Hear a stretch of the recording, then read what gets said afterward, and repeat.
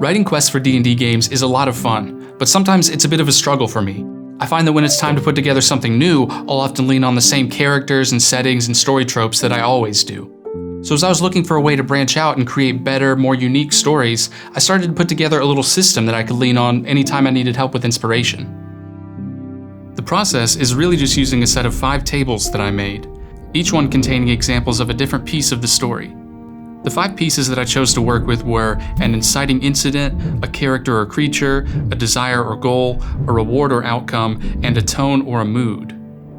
For each of these 5 tables, I came up with 20 examples, allowing me to roll a d20 on each table and end up with 5 pieces of information to help build the story.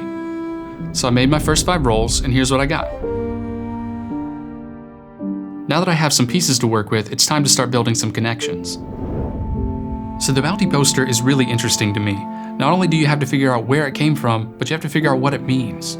For this local wizard, I wanted to think about what they're like, what they do. Are they an important member of the community, or are they an outsider who's not really well liked by the rest of the townspeople? Could it be potions, scrolls, services like enchanting that they're trying to sell? For the sending stones, maybe it's just some of the goods from the store that they're trying to open. Even though I'm thinking of the tone as mostly just a guideline for the other features, it's helping me tie them all together. After I've made my notes and know the ideas and the direction that I'm excited about, I go back to the computer and start typing up some extra details as well as some structure to really get it rolling. This is probably my favorite part, because now I'm putting together connections between these different pieces that are forming a story I never would have come up with on my own. So without further ado, here's an overview of the quest.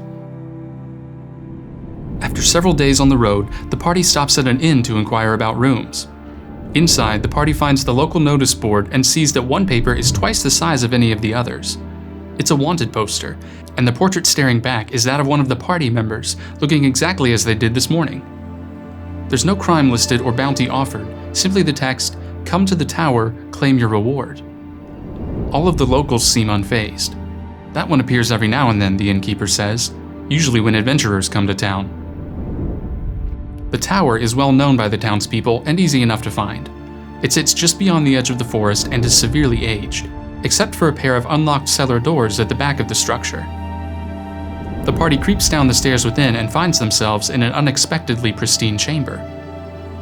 As the party begins to investigate the room, a voice softly chimes, "Be with you in a moment." In the center of the room, a man appears with a friendly grin on his face. He introduces himself as Tallow, an experienced wizard who has worked out of this tower for many years. He tells the party about a unique request that his skills are ill-suited for. He explains that years of outfitting adventurers has left him greatly skilled in crafting magical items that specialize in communication.